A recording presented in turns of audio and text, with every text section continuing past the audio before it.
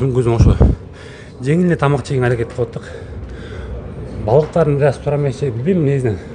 Бир аз тамагы жак калды.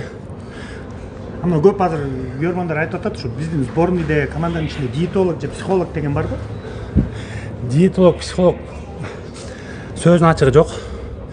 Ал диетолог, психолог балдар өзүбүз болуп калган эмес, тренерлер болуп калган. Ага да каражат керек. Башка мамлекеттерге бар. Эми ала только күрөшчүлөр болот да. Биз диетаны дагы, психологический настрой дагы баардыгыбыз намаз окугандан кийин психологический жакпеттен бир аз көбү жакшыракпыз да. Анткени баардык нерсе Аллага таянып, утулсак да Аллага шүгүр.